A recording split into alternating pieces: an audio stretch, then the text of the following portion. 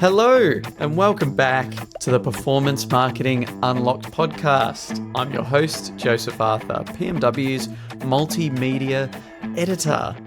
On today's show, we're delving into a hot topic with our editor, Robin Langford, joining us at the beginning of the show to talk about two conflicting studies that have come out recently to do with news publishing and the impact it has on ad revenue. There was a study from Google claiming that European news content has no measurable impact on its ad revenue, and this happened to coincide with Stagwell, one of the biggest holdcos, announcing that it is going to increase its investment in news brands and news publishers for its clients. Following that discussion with Robin, I'm joined by Katrina Smart, the Vice President of Digital Commerce for Europe at Mars United Commerce. And we talk all things retail media. Katrina has been operating in the space for a decade now, and we talk about the next iteration of retail media and what that's going to look like. So, with that said, now it is time to sit back, relax, and enjoy this episode of the Performance Marketing Unlocked podcast. Robin Langford, hello, and welcome back to the Performance Marketing Unlocked studio. How you doing? Good, thank you, Joe. You're looking very sporty today. I'm feeling very sporty today. I'm taking advantage of the weather while it's nice and warm and sunny. And yes, I was saying I managed to get to the gym at lunch, which was great. Didn't manage to shower up and change, and I am training for a marathon at the moment, so I've got to run later this afternoon and figured, you know what? Those watching and not listening, they can deal with me in my athleisure wear. It's unfiltered. That's the way we work here at PMW. Yeah, real. Work hard, play hard, run hard. Well, yeah, you were saying you might sign up for a 10K, so there'll be the pair of us. That's 50% of the editorial team, so there we go. Now, we're here to do a little bit of a news checkup. We've got you in studio today to talk about news specifically, but not less so performance marketing news than the day-to-day stuff that Reem's been handling. You've been across some research from Google and Stagwell that sort of were converse looks on the state of the impact news content has on ad revenue. Yeah, absolutely. It's all about that dynamic between publishers and Google largely. There's a bit of a love-hate relationship between publishers and Google. Over the years, publishers have become much more reliant on SEO and appearing high in those 10 blue links.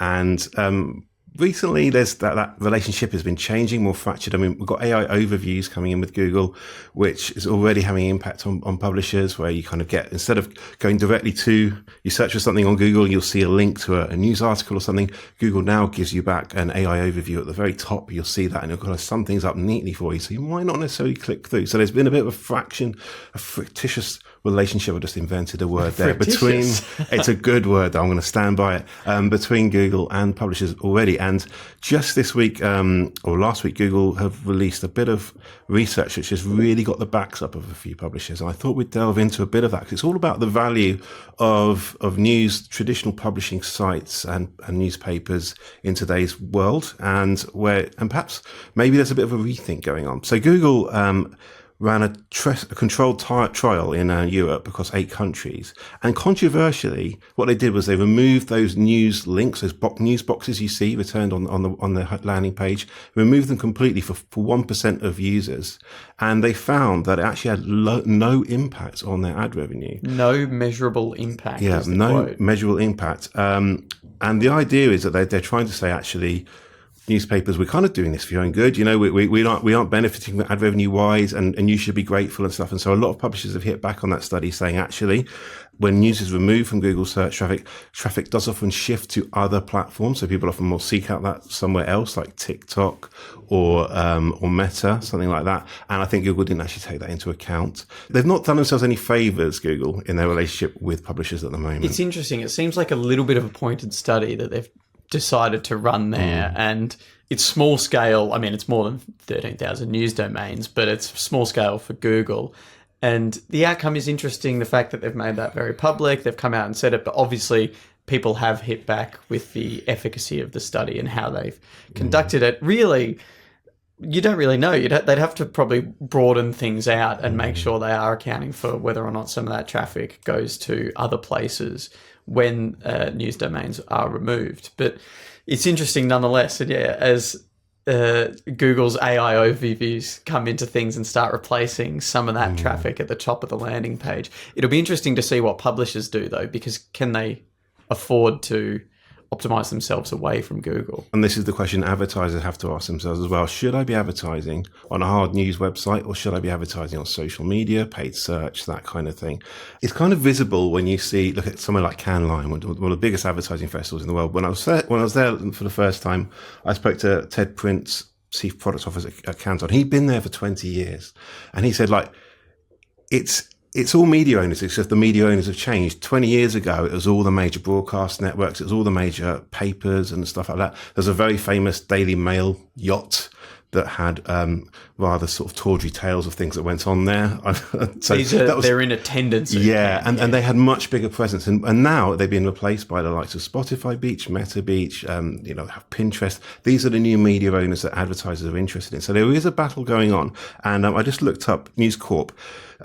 Advertising 10 years ago accounted for 50% of their revenues, and now it accounts for just 16%, which is a huge, and News UK, as they're now known, they're one of the biggest publishers in the world, and so it's quite interesting to see that change. In not a super long period of time. I mean, 10 years, it is and it isn't a long time, but in advertising, that's an eternity, I suppose. Yeah. And that also has an impact on, you can see why so many publishers are using that pay or consent model now, because the advertising revenues aren't matching it, so subscription revenue is becoming a bigger thing.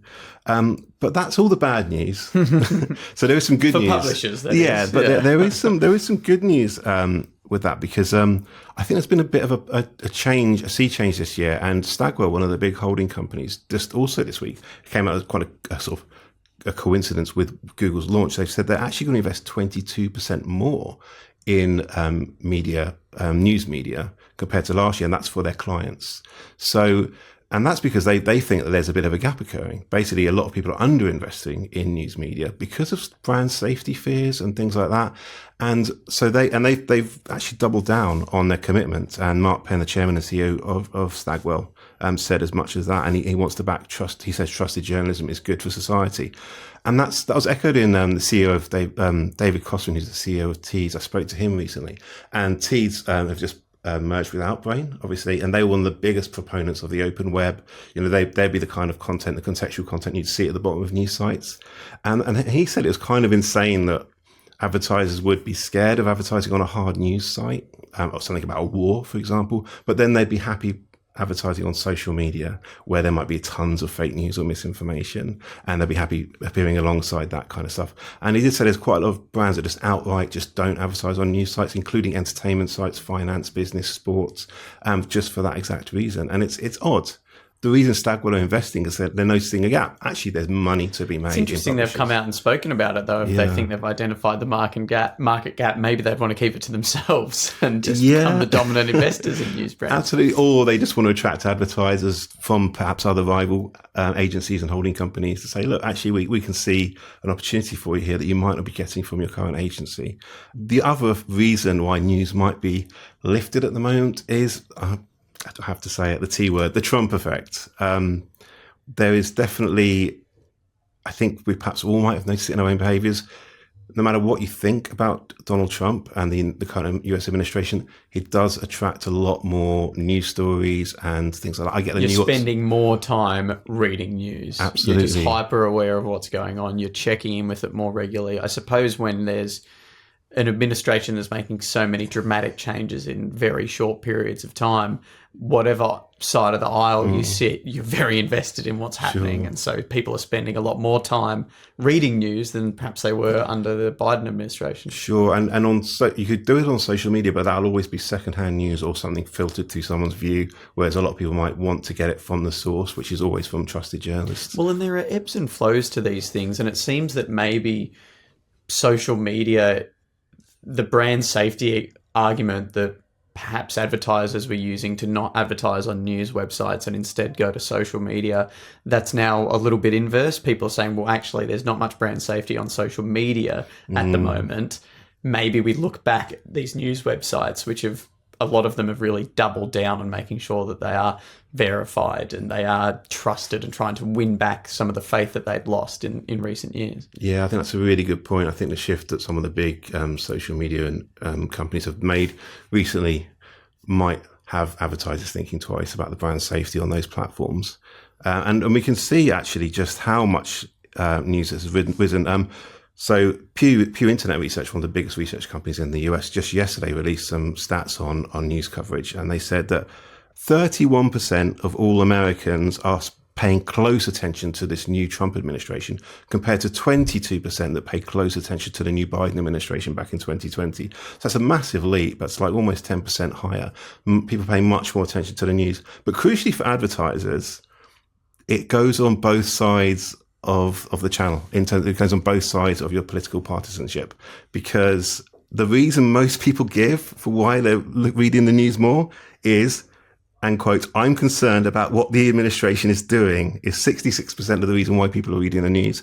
And lower down, 36% is because they like what the administration is doing. So if you're advertising on news, you are reaching across the aisle, I think, in terms of that. People are looking at news for both different reasons. So, but everyone's there. Yeah, exactly. I mean, and if it's hard news, if it's not partisan on social media, you're probably getting a good audience in that respect, and you're probably not damaging your brand. Well, it's a fascinating trend to watch in the publisher landscape. It's not becoming any less interesting. That's for sure. And maybe, who knows, the next time Google run that study and they broaden out, maybe they'll get some different results. Maybe they won't. But that was, we should say, it was a European study, and then we're talking about a lot of influence, particularly that's, born in the US under the Trump administration. But as we always see in advertising, there is that trickle-down effect across the board from the US to the UK and Europe. So maybe we will see news brands make a bit of a comeback to the Palais at Cannes Lion. Who knows? Will we see them on the Croisette again in a few years' time? Hopefully not the Daily Mail yacht. I think those years are long behind the media industry, I think. But, yeah. It sounds like a lot of those stories are for an off-air conversation.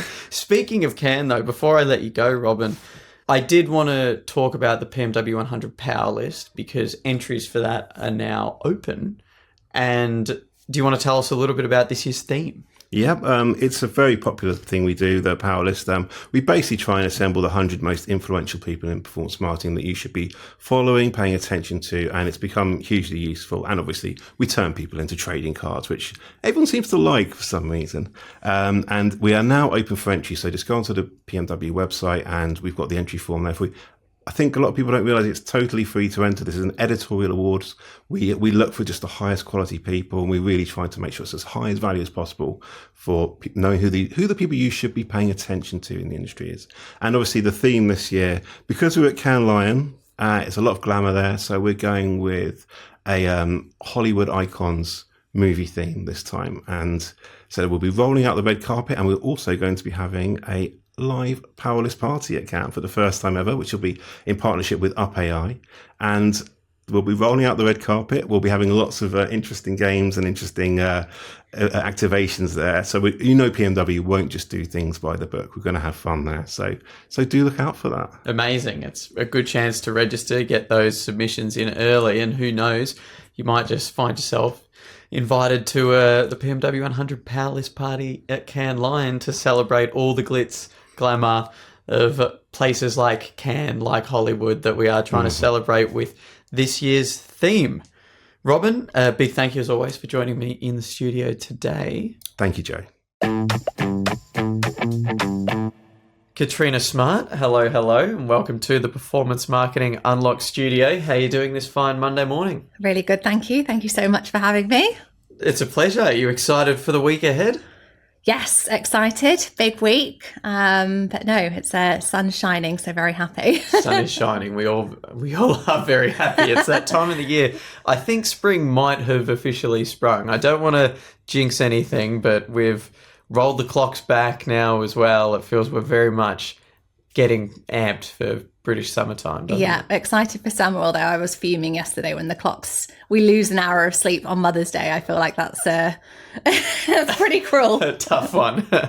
I find it just throws off your entire day. I mean, obviously by an hour, but for me, it's not the wake up. It's the going to bed an hour earlier. I've sort of got to reset the body clock, and I find that quite difficult. But here we are, and we've got the sun shining, and we're ready to tackle the week.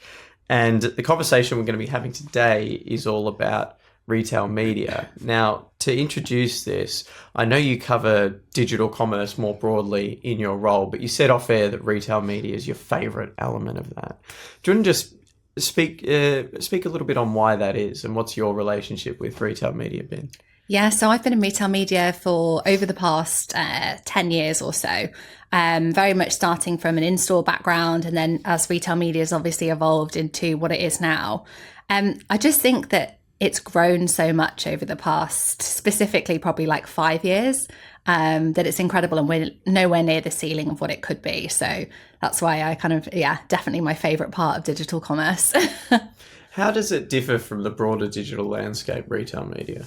When we're thinking about that broader digital landscape, it's just all about how you can be really addressable and reaching a customer, and how you can have that closed loop attribution, which you usually can't have with, broader digital touch points. Also, when I think about digital commerce and kind of my role, it's everything from kind of your brilliant basics in terms of like digital shelf and how you're showing up on shelf and what your PDPs look like and things like that. Then you get through to like how you're actually reaching a customer through media. And that's a really exciting bit. You spoke about the evolution of retail media. 10 years it's a good amount of time to be in the space. How's it changed in that time to become what it is today? And what is retail media today as opposed to what it might have been in the past? When we're looking like 10, 15 years ago, it was very much kind of your in-store media touch points. So all of your kind of point of sale that was printed and put up in store, which you do still have across retailers. But now retail media has really evolved through data and digitalization. So whether that's obviously, COVID spurred that on through shopping online, but it's really about how you can now reach customers in a really targeted way and personalized way.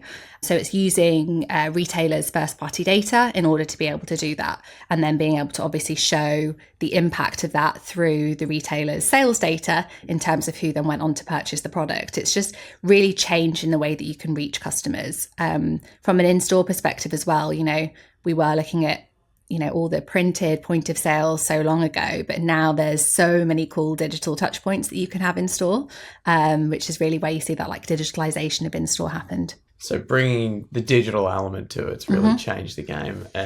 It's interesting because I was at Retail Media Summit UK hosted by SMG earlier this year, which was, I think it was the second edition of what's become an annual event here in London. And I was speaking to a lot of people there about the future of retail media, because the digital element has brought in this hyper expansion of the space, and it's going beyond just the retail sector strictly. I wanted to ask you, what do you think the future of the space looks like? What's the next iteration of retail media per se? I think in the future, it's just going to be about the single point of view of that customer. So I feel like we're moving into a way at the moment where it's all about audiences and how you can group up a customer to be part of a particular audience and then target them. As we're becoming more precise in the targeting, I think that actually it then turns into like, what's that single view of the customer and how are you then going to reach them? So it's all about how you're reaching them through identity rather than grouping them up into a particular audience group as such. Identity, can you elaborate a little bit more on exactly what that means? I'm conscious of phrasing this week because the previous episode of the podcast, I had two great guests on, Nigel and Wayne from the CEO of Decipher and from Sky Media, and they were talking about the phrases we use in the industry are sometimes overly complicated, and they actually axed digital. They said digital's nonsense, and it basically is talking about online and offline. And so that idea of identity, that's a term that comes up a lot, and people sometimes have different definitions for it depending on the context they're talking about. So can you elaborate a little bit more on what identity means in the retail media space? When I talk about identity, I think about it as very much all those key factors that you know about a person. Obviously all anonymized and privacy safe and all that type of thing, but like demographics, where they shop, who they are, whether they have children, where they live, all of that kind of information that retailers have, banks have, etc. And it's very much about how you can just reach someone through understanding who they are. So there's various different forms of obviously identity, but we do some work with Epsilon, who obviously have a core identity there, but it's really about how you can add up all those different pieces that you know about a person to make sure that you're reaching an actual person with your targeting rather than like a bot or something like that. How does retail media ensure accuracy when it comes to that measurement? There was a story we published a couple of weeks ago, and I forget that the headline was something like 70% of people targeted as parents don't actually have children. And I believe this was referring to connected TV, so it's a bit more in the visual media landscape. But how does retail media ensure that you're getting the audience that you think you are? It's all about having that data on the consumer in the first place. So, for instance, all of the loyalty cards that retailers have and loyalty programs that they have on a customer, they hold so much data. For instance, Boots, my favorite loyalty program, just because they're the great advantage card, but they know exactly what you're buying. They know whether you're part of the parenting club. They know that you have a child because you're buying nappies, every month or wipes every other week. So that you can be really precise with that. They know that you have a male in the household because you buy male deodorant on a regular basis. There's all those types of things that can add up, and your shopping behaviors tell you so much about a person. So retail media just has a lot of information about consumers that actually we haven't been able to really tap into previously. It's fascinating, actually. I know, a shout out to the Tesco Club card, but you could certainly break down my personality quite easily based off of the purchases I make on a weekly basis. They're all very structured and consistent. It's a lot of meal deals. And the Sainsbury's one's brilliant, where it does the end of year. My friend's dad had like #1 cheese buyer in Lancashire. So it's pretty cool how they can tell you, all about some of the stats are preference. enlightening and cool to know, and then some of them are like, oh, okay, I buy way too much of that. That's a little bit sad. But retail media, the term comes from the fact that the retail space has dominated this for so long. And you think about a lot of the grocers and retailers that have set up here in the UK in particular, because it is a bit different in the US in terms of how advanced it is technologically. And I think the UK is beginning to catch up. But the likes of Morrison's, Co-op, Sainsbury's, they've got these retail media networks set up now. You mentioned financial services as they have the data, perhaps, where you can execute these retail media networks quite easily. Do you think there are other sectors or industries yet to be involved in the space that will be in future? So a lot of people have spoken about, financial services are probably going to come into the game and join retailers. But can you think of any other industries or sectors that we might not be chatting about yet? Yeah, it's so interesting when you think about all the different verticals and everyone is launching a retail media network. I think that it's anyone with an audience base where they understand who their audience is and has the opportunity to reach that audience or to monetize that audience will launch a retail media network. It blurs the lines of retail media versus commerce media. That's the thing. We're going to need a new term for it. So that also adds to like the complexity and all those blurred lines that we have. But I essentially think it's any of the verticals which have like an audience base that you can target. Travel obviously have launched in it. WH Smith launched their retail media network, the travel version. You've also got the likes of some of the US airlines and things like that. But essentially it's like anyone with the opportunity to reach an audience can launch their own retail media network just using the data they have. So there's limitless scope, really. It's just a matter of who has the data and who can make it available to. Yeah. And how attractive it is. So like, why would I, as a brand or an agency, want to buy that data? What's the specific audience that I can reach through, WH Smith versus a Tesco, for instance?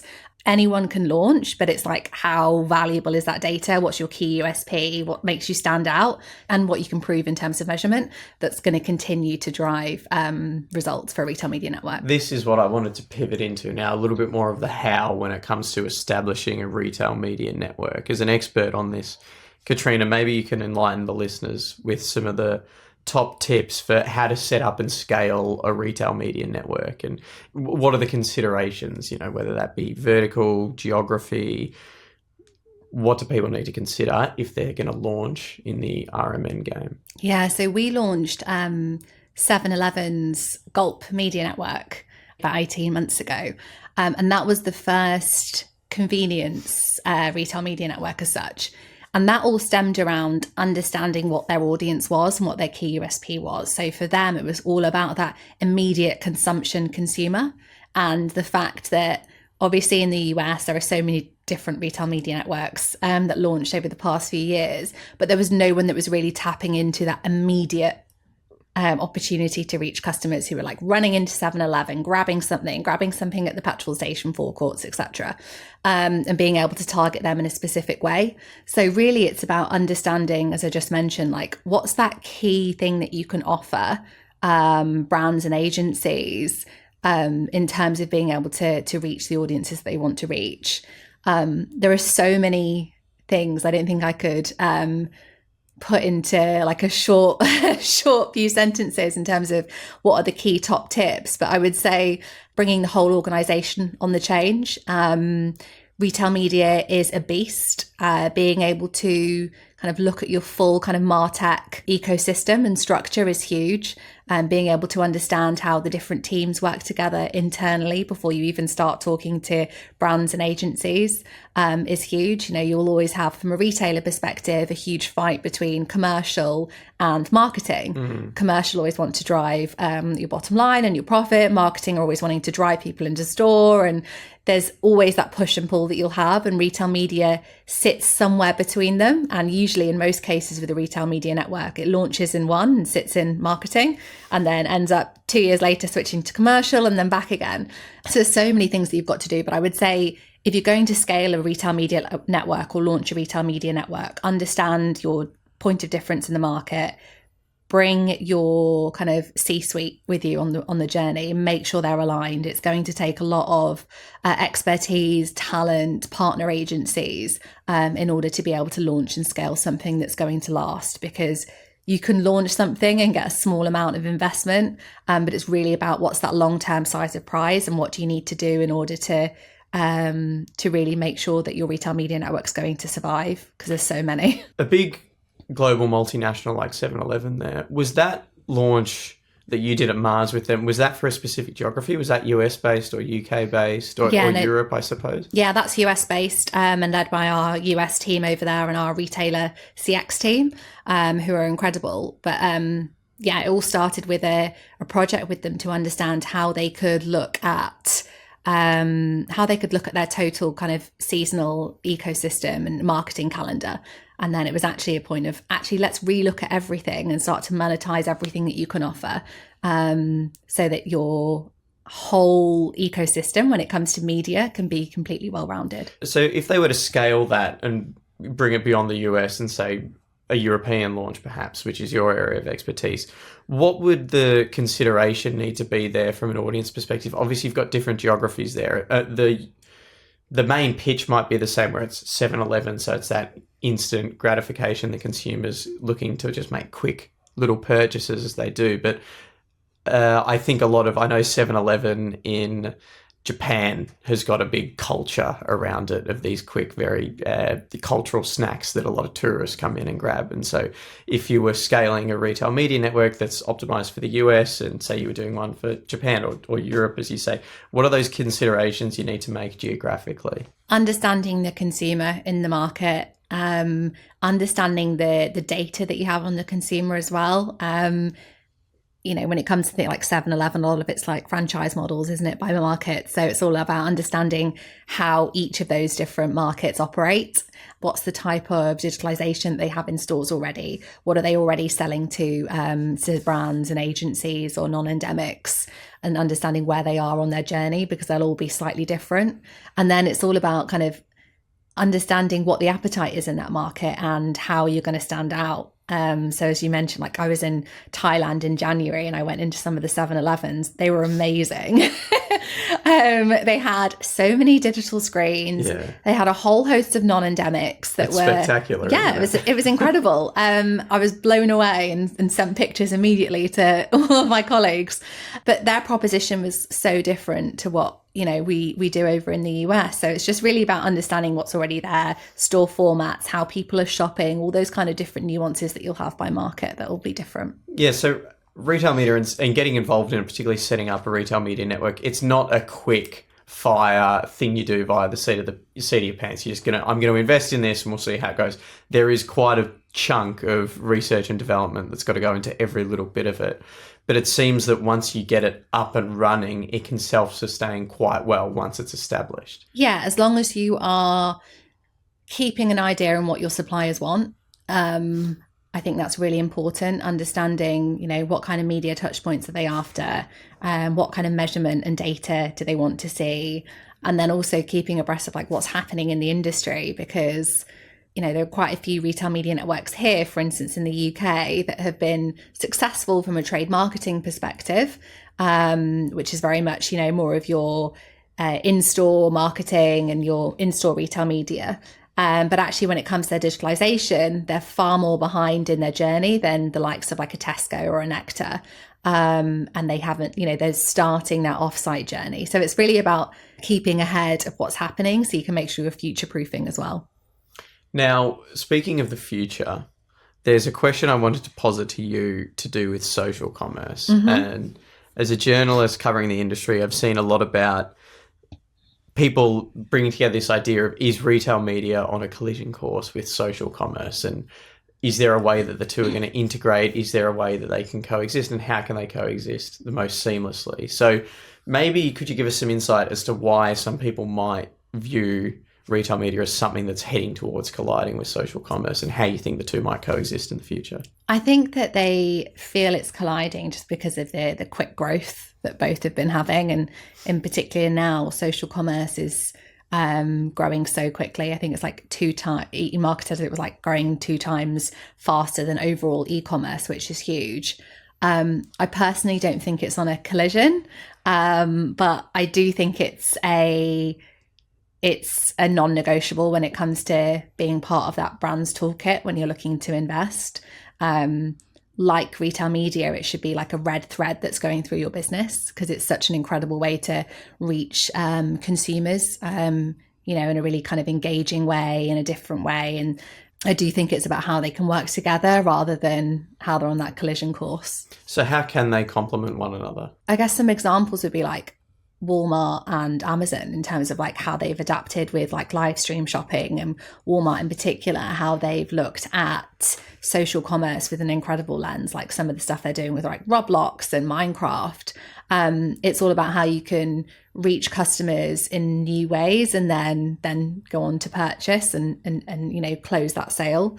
In terms of like some of the retail media networks over here, it's really about how are they partnering with the likes of, TikTok and creators and influencers and Meta and so on to create something new? Or are they looking at their own versions of like live stream shopping and making it, reaching consumers in a new way and trying to trial how to drive that last click home. But yeah, I think it's such an incredible space. It's a fascinating delineation as well between the way that US marketers and brands behave versus UK-based ones, because you do look at the technological aspects going on in the US, particularly in the retail media space, and it does seem that little bit further ahead. And some of the Walmart is certainly a leader in that space, and the way that they're behaving with the tech that they're able to implement is super impressive. Whereas you look at the UK and you think there's a greater degree of trust and affinity for partnerships and affiliations with, as opposed to that same sort of technological prowess that we might see in the US. It's interesting to note the difference in the way that marketers from the two geographies behave, isn't it? Yeah. But also it's like the US had such a leapfrog in the way that when retail media exploded, because they've just got such huge audiences that they were able to then really invest into digital. Over here, we really focused very much more on like your in-store.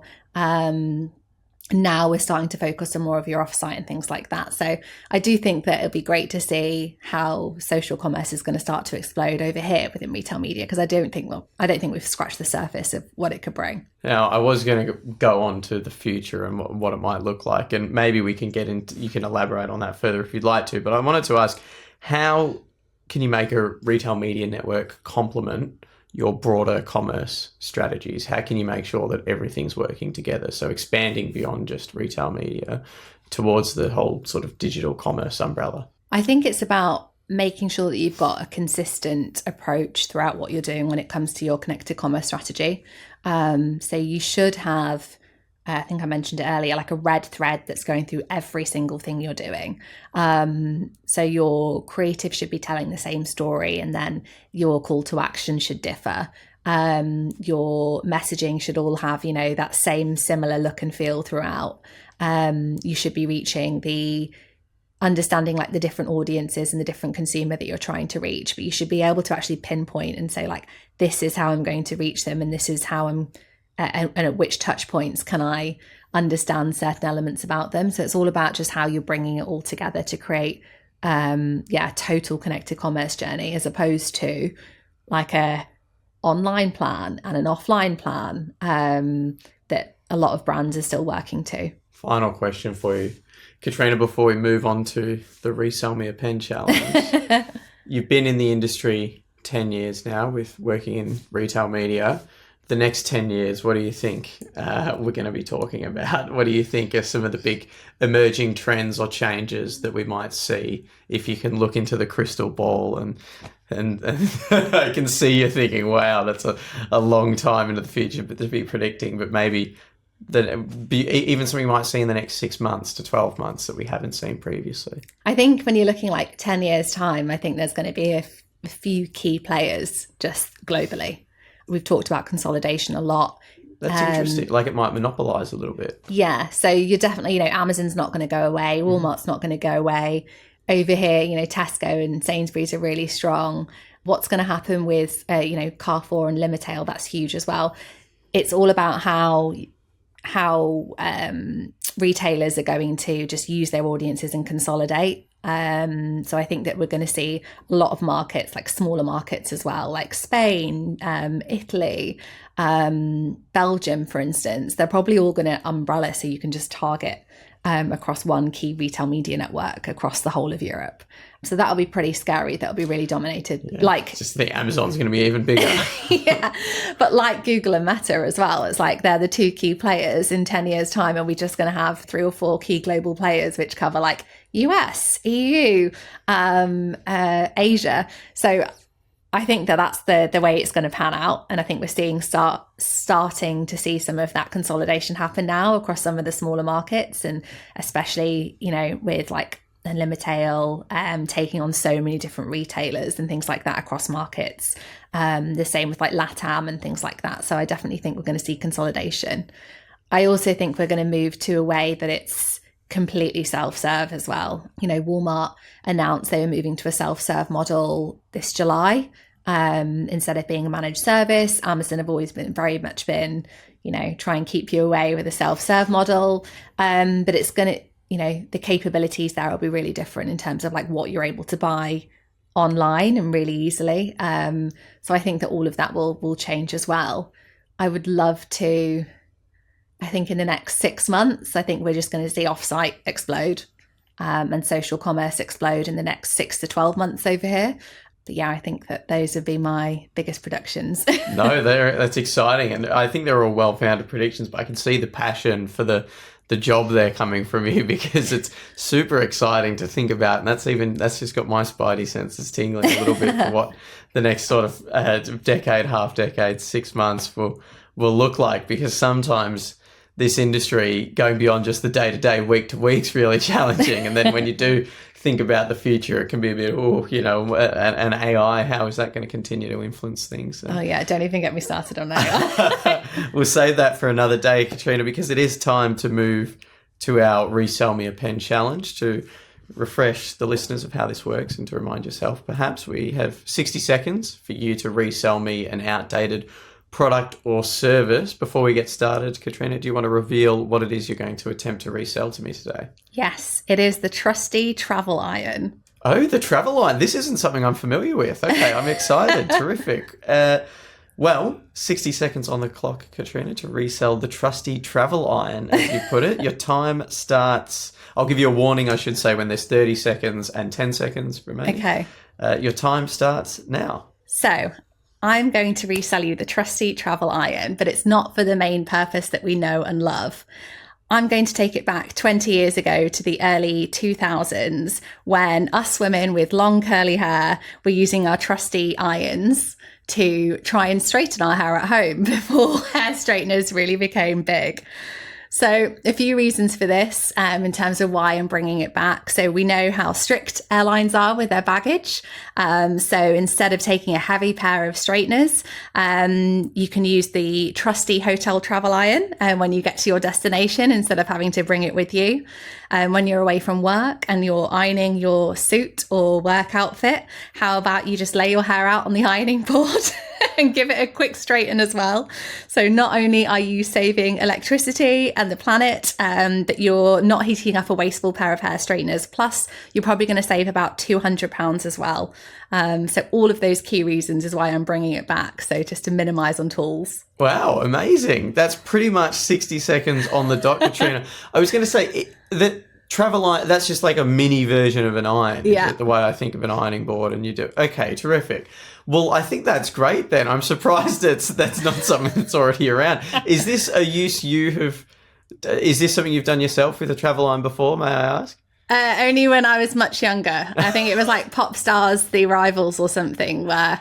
laying your hair out on the ironing board. Yeah, one of the Girls Aloud girls was straightening her hair on an ironing board, and anyone who didn't have a pair of straighteners was like, wow, you can do this. So before straighteners became big and we started to use them, this was what we had to do. But an interesting USP you noted there, which I thought was a good crux of the pitch on what sold it for me, was the sustainable element of it. You know, you can save a little bit of power, you cut down on travel costs as well. When you think about the big airlines, it's something you could fit into a carry-on, and it doesn't use as much energy. So that's a really good one. It's an innovative way to use using something for not its intended purpose as well. It always makes you feel like a bit of a renegade, and you're getting very creative. So I like it, Katrina. That was a great pitch. And maybe that's one I'll float by my partner the next time she's talking about straightening her hair. I'll say, well, have you considered? You might need a heat protector. I can't guarantee it won't damage your hair, but... You know. Yeah, hopefully it doesn't set anything alight. But a great pitch, Katrina, the trusty travel iron, and a great way to round out this episode of the show. Thank you very much for joining me today. It's been an absolute pleasure having you. Yeah, thank you so much for having me. I've loved it. And that concludes this episode of the Performance Marketing Unlocked podcast. Big thank you to my guests this week, our editor, Robin Langford, for joining me at the beginning of the episode to talk about publishers and news brands and the future of investment in that space. And of course, introduce you all to the third edition of the PMW 100 Powerlist. Make sure you get those submissions in for the chance to be featured on the Powerlist and invited to the PMW 100 party on the Crossset in Cannes Lion later this year. That's super exciting. Big thank you as well to Katrina Smart, the VP Digital Commerce Europe at Mars United Commerce, for joining me after that chat with Robin to talk about retail media. Katrina, some bold predictions for the next 10 years, but something tells me she might be on the money. Of course, I'd be remiss if I didn't thank you, the loyal listener, for tuning in each and every fortnight as you do.